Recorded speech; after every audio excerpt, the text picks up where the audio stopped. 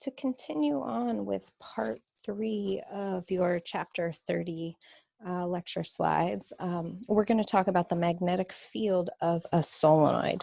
So first, to even define a solenoid, we are going to be talking about something that is a tightly wound set of coils. So you've got a conducting wire that's wound into what you would call a helix of closely spaced turns.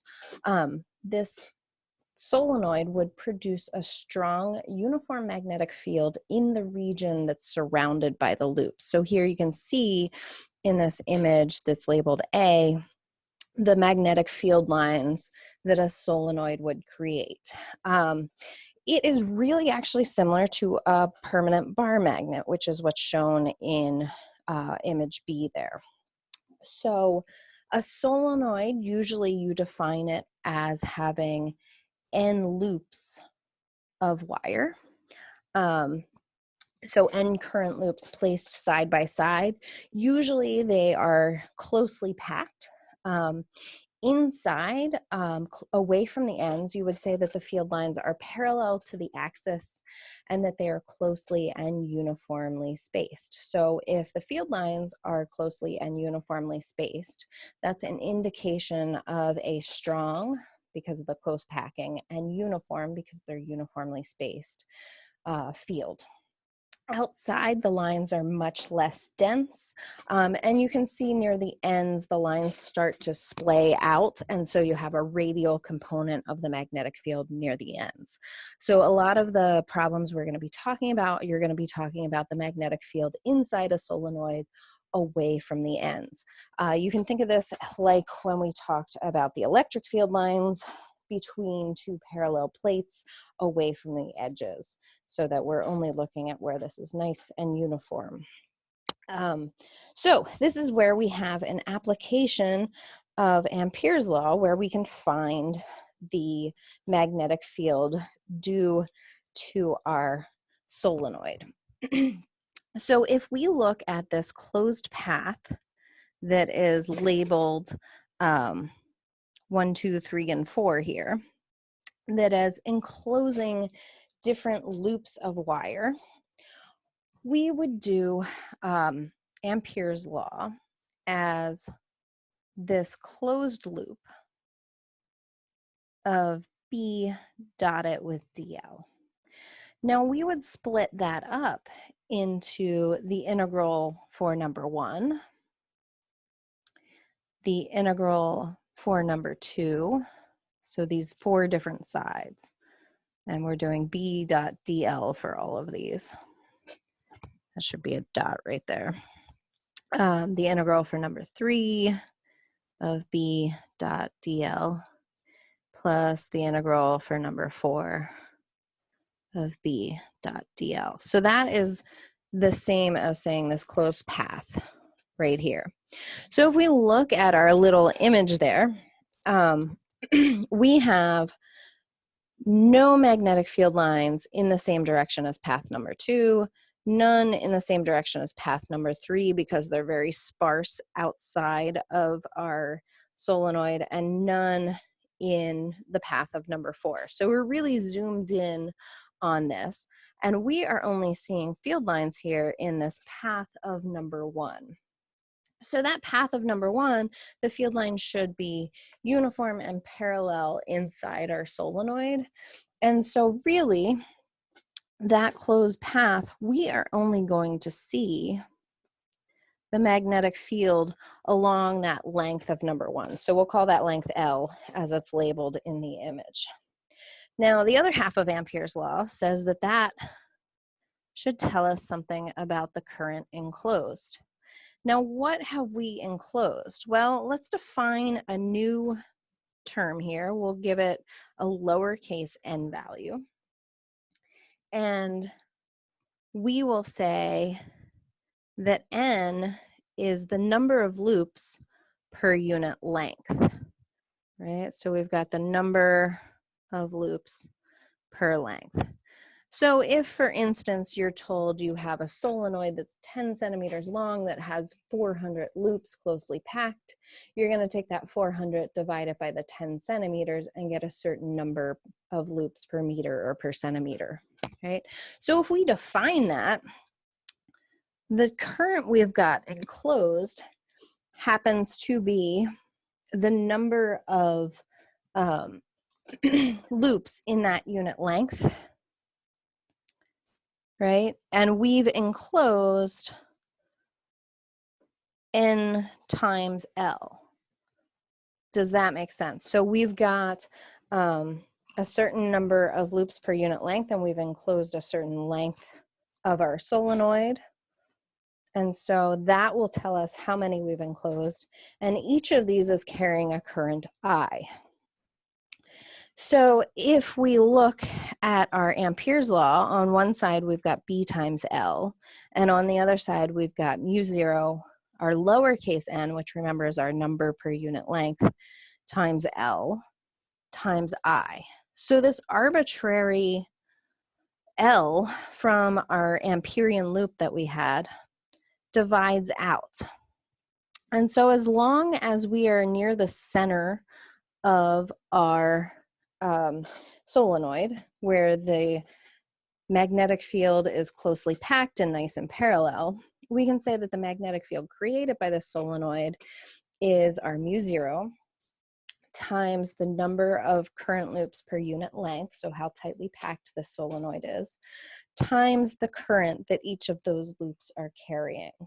Right? So that's inside and far from the ends of our solenoid. And the direction, of course, is parallel to the axial direction of our solenoid. The other device that we can use Ampere's law to help us figure out a magnetic field for is the toroid. So a toroid happens to be loops of wire around a donut form. So we've got a certain number of turns, N turns of wire, carrying a current I. So N turns or N coils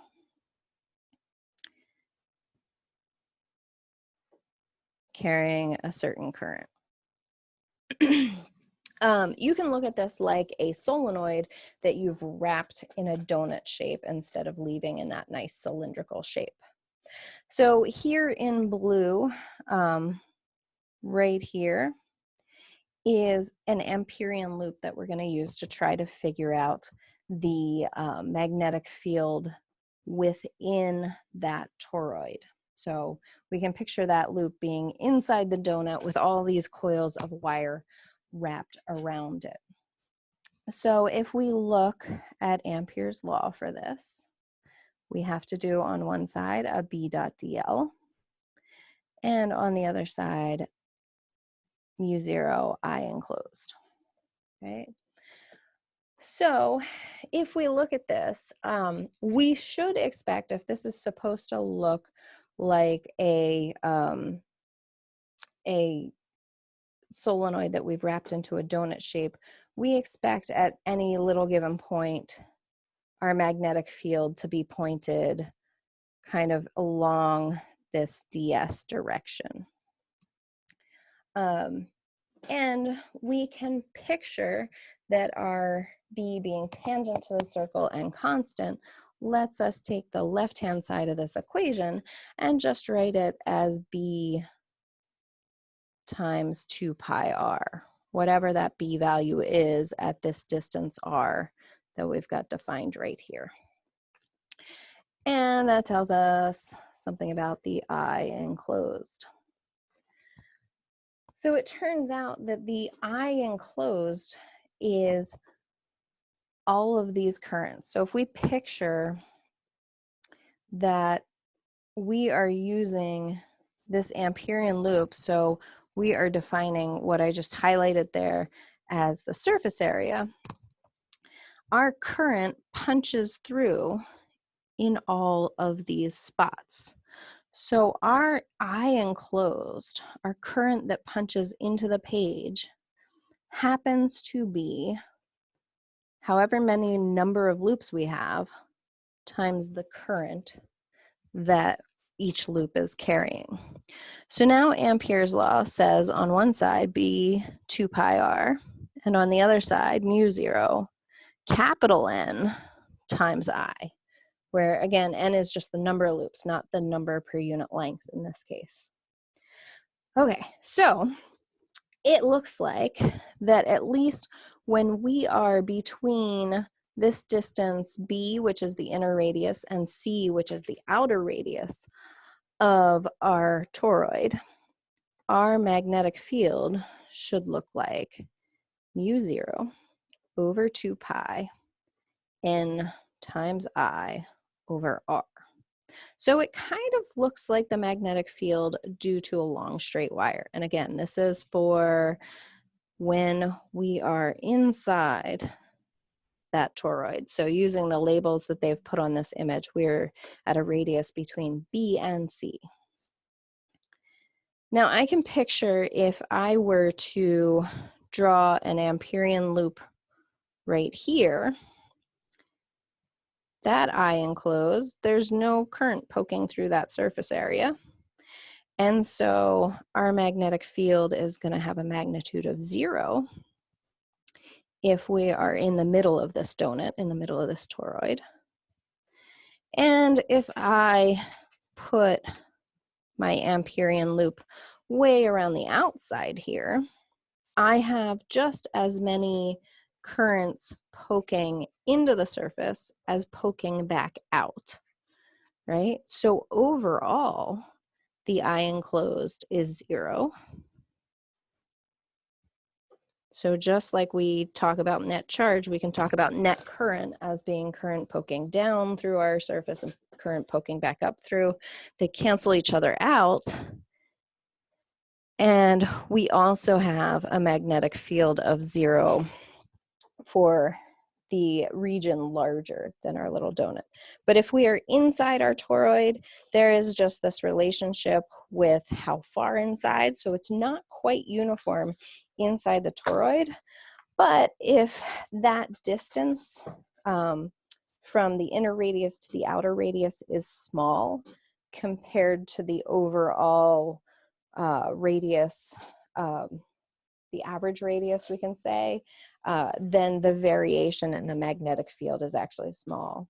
And there's an application of this. The European Union has built large, like man-sized toroids to use in nuclear fusion experiments. So there are some interesting applications to this. We'll pause there and pick up with the Biot-Savart Law next.